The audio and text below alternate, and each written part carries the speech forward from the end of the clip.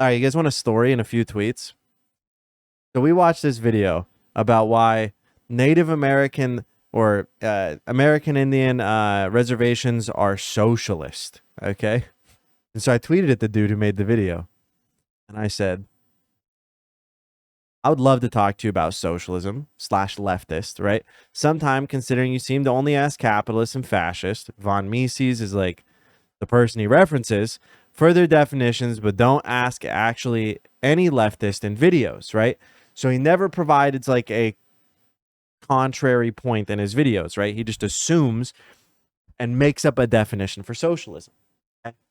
We watch his video, and his reasoning for reservations to be socialist is because the government does stuff. Not even kidding, word for word, because the government does stuff. So all I did was go, hey man, I'd love to talk. And then I get this. And it goes on for quite some time. Okay? So we'll read it. We'll read it together. Okay? He could have just said, like, yeah, man, let's talk. Right? But instead, I got a thesis. And it's funny. Okay? It's kind of funny. I use a leftist definition, collective control over the means of production. I agree. Okay? I do agree with that.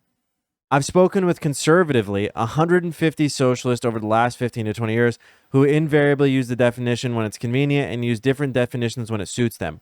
Wrong. Socialism, this is what I don't agree with.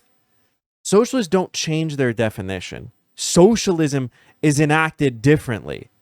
That is why every single person who has ever wrote about socialism understands that there is different flavors of socialism and that it is enacted differently depending on the culture, depending on the person, depending on anything that changes how socialism functions. So I disagree with this. But he paints it as like, oh, socialists don't really have an ideology. It's like, well, you just said above that they do, right? Anyways. Part of the problem is that the idea of worker-owned business is perfectly acceptable and indeed quite common in capitalist systems. I am literally part of a worker-owned business. For example, 76+% of my business in the U.S. are sole proprietorships, so that's not sufficient. Percentage of that means nothing when percentage of the monetary supply is made up by capital owners, people who participate in exploitation. Just because a percentage of the businesses in America means nothing when 90% of the business in America probably don't even make 1% of the profit that Walmart makes, right? Does that make sense? That means nothing. 76% of the businesses being sole proprietorships or co-ops mean nothing when they make less than 1% of the top 2% of businesses in America, right? You could probably take 90% of the businesses in America, right? 90% of whatever, and they collectively probably make not even a quarter of what Amazon or Walmart makes. Does that make sense? They probably are such an insignificant portion of the U.S. economy or consumer than that. Also, this does not change the fact that there's still massive exploitation. The problem with, we'll read his thread. What socialism actually conveys is a bigger, simply worker-owned businesses, and it's an entire economic system where all aspects of the means of production, land, labor, capital, are collectively owned. I don't know why you put owned in quotes, but okay. And managed. This is stark opposition to individual ownership, okay? I agree with that. That is true. I agree. But what actually necessitates is a centralized political system making decisions about all aspects of production, exchange, and consumption, meaning the group, society, workers, or whatever you want to call it, forms a governmental body to decide what happens. No, that's what happens currently. We don't form a governmental body. We are the governmental body. The workers are the government, a dictatorship of workers, proletariat. Okay? This is what I would say the misunderstanding, right? I'm going to prison. Woo! Yo, Skill, thank you. Let's go, Car Jam. This to me is like, I said this yesterday in Discord for anybody who's in my Discord. Sometimes I'll post up anything, but I put, this is the everything I don't like about capitalism is actually just socialism, right? Everything I don't like about capitalism is actually just socialism. All right. And enforces those. Okay, here we go. But actually, workers' consumption, meaning the group, society, workers, or whatever you want to call it, forms a governmental body to decide what happens. and enforces those decisions with aggressive use of force via military or police. Bitch, what the fuck is capitalism? That's not true. Socialism does not enforce it that way. You know how socialism enforces it? By voting you out. And then collectively, society forces you out, right? People together, democracy. The worst thing that happens is you just don't starve, okay? Collective ownership inherently ignores individual preferences. Wrong, it doesn't, right? It picks the most people with similar preferences, democracy, and utilizes it and goes to that, right? It just doesn't mean Jack can override the feeling of 10 other people. Does that make sense? This to me is where I was trying to understand what he was saying, and it just doesn't make sense, right? Collective ownership inherently annoys individual preferences. Yes, because individual preferences mean nothing and is fucking bad. That's fascism, okay? And perhaps even more importantly, completely misses the fact that knowledge is decentralized and values are subjective.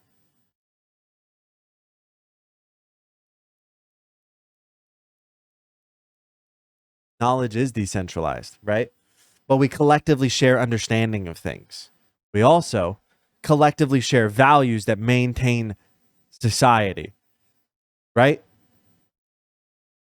Why do we have laws then, right? Why have licenses? This makes no sense. So it misses the entire value and importance of entrepreneurship and markets as a discovery process.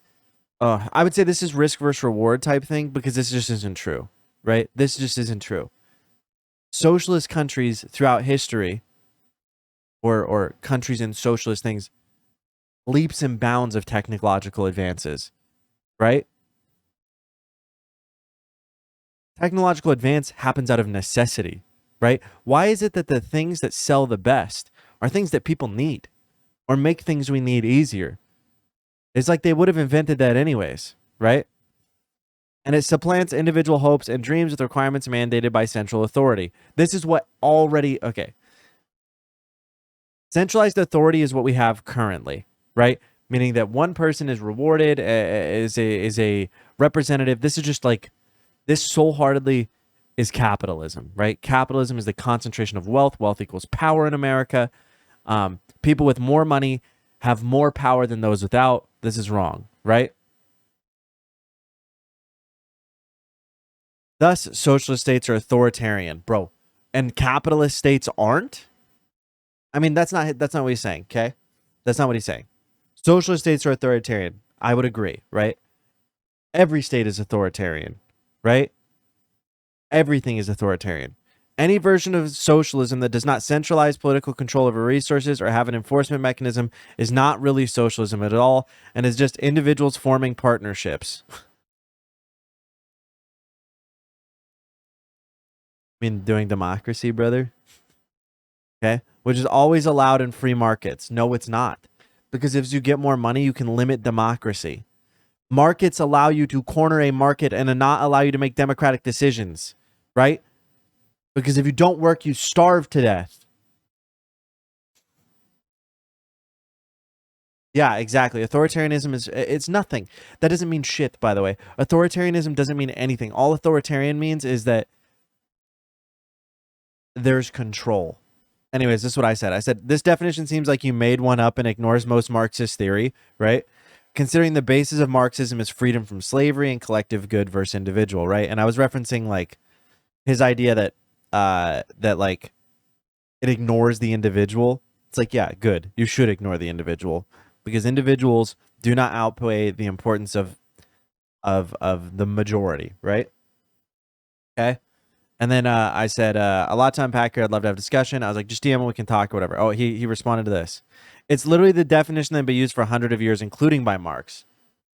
I agree, but I should have made it clear to him I was responding to his whole thread and not just that. Although Marx saw socialism as an intermediary state between capitalism and communism. That's what Lenin saw, right? Marx said that there was a time in between there. Lenin gave it a definition and further expanded on socialism, but sure. However, that intermediary state is still defined as collective ownership over the means of production. This is where he's wrong, right? Socialism is many, many different things. It is the slow transition towards that, right? Of course, among many, many things that Marx gets wrong, his entire idea of dialectic materialism that made him think he could predict the future was among the silliest. What? What? Dialectic materialism does not predict the future. It points out opposition in reality. That's not what dialectic materialism is, dude.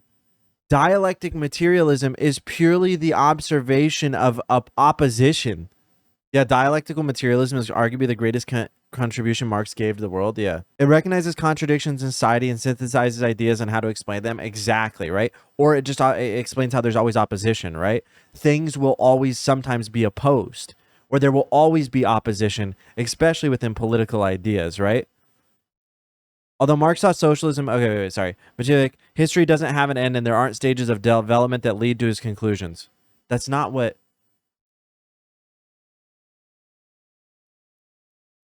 His conclusions were observations. They're objectively true. Objectively true, right? Meaning that there will always be opposition to like some idea, or that some things you will find opposition in everything. Another problem is that arrive at socialist society without having an authoritarian state. Marx invented the concept of a new socialist man. That's not true. This is made up by some man.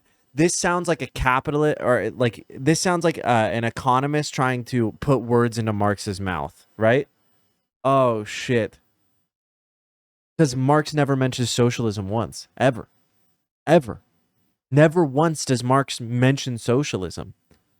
Marx's whole writing is on the observation of current society and what the next stage should be. His main focus is on what the next stage is and the main concepts behind the next stage, right? Yeah, also critical theory is the basis. Like dialectical materialism is like a huge basis of critical thinking, or critical theory. Sorry, not thinking. Sorry. Which is used in a ton of things. He uses lower stage communism in lieu of socialism. Yeah, in Capital, he references the idea of like the weeding out of like capitalists, right? He actually references, I think, God, what the fuck is it? Like managers and shit. And like the first step is those people picking a side, essentially. Also, Marx literally left his work open to be expanded on, which it was by Luxemburg, Lenin, Mao, Deng, right? Like pick someone. Like there's tons of people, lots of Latin Americans, right? Marty. Like there's a bunch. It just depends. Like Marx was it was meant to be open. It was meant to be left open. It was like an open letter, kind of. He wasn't a fortune teller, and yet he used himself to accurately predict the natural decay of capitalist society. He only failed to realize how capitalists would evolve to protect it. I mean, no one could have predicted stock markets, but it still functions within Marxist theory, right? Stock markets are just proof of kind of something that Marx had already somewhat predicted. Kind of. Marx never understood how money could be generated without labor, and that is a worse thing, right? It's worse than Marx could have predicted, right? To me, I think, at least, I think it's way worse than Marx could have predicted. I think the stock market and the way the generation of like fractional reserve systems and stuff like that, these ideas that Marx probably I had no idea that would exist, or crypto, right? For example, these generation of money without labor, the generation of value without labor is spiraling capitalism, right? Another Deprogram episode you guys should listen to is it's called The Mad Lads, and it's Ugopnik and Hakim talking about the history of Marx and like Lenin. Dude, if you guys, you guys want some history about Marx that I learned from this? Marx would get drunk, get into fights with people at bars, debate lord, unironically a debate lord. And when he would get kicked out, he would come back and shit on the entrance or the doorstep to the bar. Shit. He would shit. Okay? And when he would walk home, he would throw rocks and break street lights. Bro, that's all he... And okay, so here's another thing. Lenin gets exiled to the middle of nowhere, Finland, and is being hunted by the Cossacks, right? Or the Cossacks, right? It's pouring rain. Guy shows up at his cabin in the middle of the fucking woods, Lenin. And Lenin invites him in, right? He's like, I'm a nice guy, right? Invites this guy in. And he's like, oh, who are you looking? They're on a manhunt. He goes, who are you looking for? He goes, this guy named Lenin. And he's like, that's crazy. I don't know where he could be, dog. He went the other way. Takes the guy, treats him, wait till it stops raining, and he goes on his way. And Lenin's wife wrote about this. Also, in exile, Lenin meets his wife, who then writes a 700-page book about how great Lenin was, about how much of a simp he was, in a good way. He was a awesome dude. Okay? She loved him. And that is the reason we have such a detailed account of Lenin's wife. Also, Marx's wife is who you're reading in Capital, if you didn't know. In Capital, you're not reading Marx, because apparently the way that Marx wrote was so incredibly scuffed that she was the only one who could really understand what the fuck he was trying to say. Marx wrote like a fucking idiot, apparently, and had terrible, he would just like write quips and stuff, and had these sayings that he would put, terrible handwriting or some shit, and he had nobody knew what he was trying to say. There's a whole field of study apparently on interpreting what Marx was writing. Okay? Yeah, he was like the debate lord in chat, like a raffle poster. Okay? He was a poster, and his wife would translate it, or she was his there's a word for it. And she would translate it. No, she wouldn't translate it from German to English. Doesn't matter what language is in. She had to interpret what he was trying to say. Interpreter. Yeah, there you go. Yeah, that's all. She was an interpreter. That's all she was.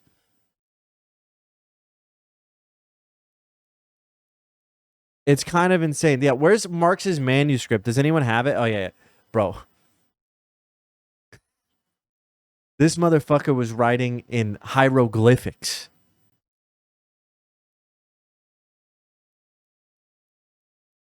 Tell me what the fuck this says. All right? No one knows except for her. Look at these. It's just chicken scratch, bro. Marx literally predicted NFTs and crypto, talking about fictitious capital. That's so funny. Anyways, Lenin, also, if you guys don't know, was a gym bro. You guys know Lenin was jacked out of his mind? So jacked that it literally helped him make acquaintances and spark part of the revolution is when he would meet with other big strong men, like workers and shit. They respected him because he was fucking jacked. They respected him because he was so fit. That's how he would strike up conversation sometime, is because he was jacked. No wonder Abe never wrote back. He couldn't read that shit. So true. Abraham Lincoln got a letter from Marx and was like, dude, is Karl Marx 7 years old? The fuck is this dude writing? Is this a child? He thought it was some elementary school letter. He's like, the fuck? Here is a let me paint a picture for you chatters. Let me paint a picture.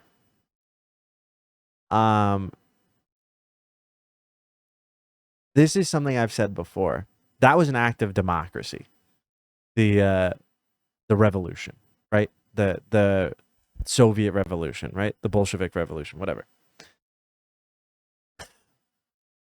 Is it morally wrong if that is what you all believed was the best course of action to take you into the next thing, right? Once again, I leave everyone with the question. If 51% of people voted to kill the other 49% because they thought it would benefit society, they didn't have to know, but they just thought, is it morally right? Right? That's it. That's on you. I have no answer. I think so because I believe in democracy. Even if that democracy leads me to a bad place sometimes, I have to believe in democracy. Obviously, protections should be afforded to you as a person, and then we have those, right? You can't just murder someone. Those protections are all afforded to you. Don't worry. extremely unrealistic scenario. Okay? Extremely unrealistic scenario. There will never be 51-49. Okay? It's your job in the 49% to then educate the 50%, right? That sounds like fascism. What's the alternative? Right? It's either you listen to the 49% and the 49% kills the 51%, or the 51% kills the 49%. Right? There is no alternative. That's the point I'm trying to make. That's like the point here. Does that make sense? It's a dilemma. Yeah, it's a question of how much do you really believe in democracy? There is no option. It's either it's 49 or 51 who's dying, right?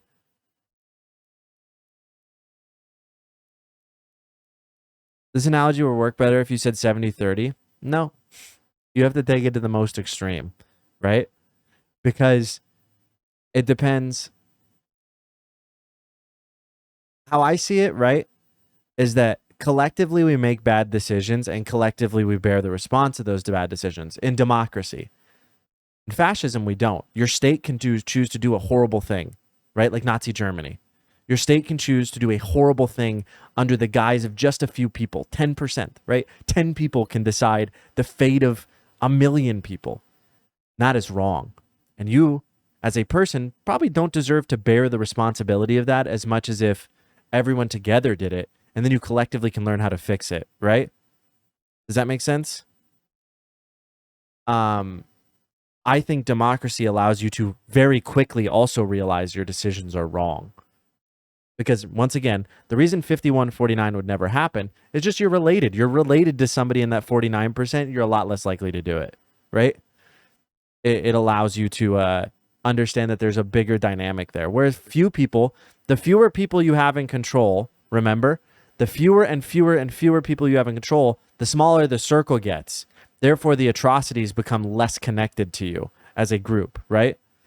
The Civil War in the U.S. was funded originally by capital, right? Slave owners in the South and plantations actually bought their militias. They were not people who voluntarily signed up. They were paid for. They were mercs. And they used that same money to run a giant propaganda campaign of states' rights. They're not going to slap at slavery. Eventually, the North is going to enslave everybody in the South, right? It won't be just, back then they would have been like, it won't be just the blacks. It'll be them. That's the way they would have worded it. And that is what they worded in the New Orleans paper, right? And that's how they would have said it, right? The blacks, right? And, or whatever. They would have probably used a lot more choice language. Let's be real.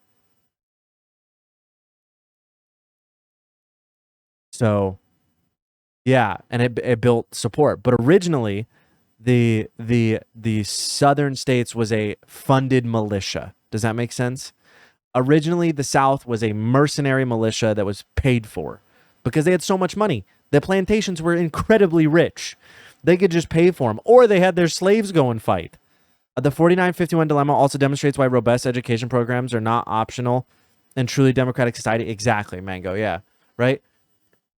And in America, right, if America became a true democracy and we kept like our base, that's why every modern country has basic protections afforded to you under the guise of also democracy, is like you can't be murdered.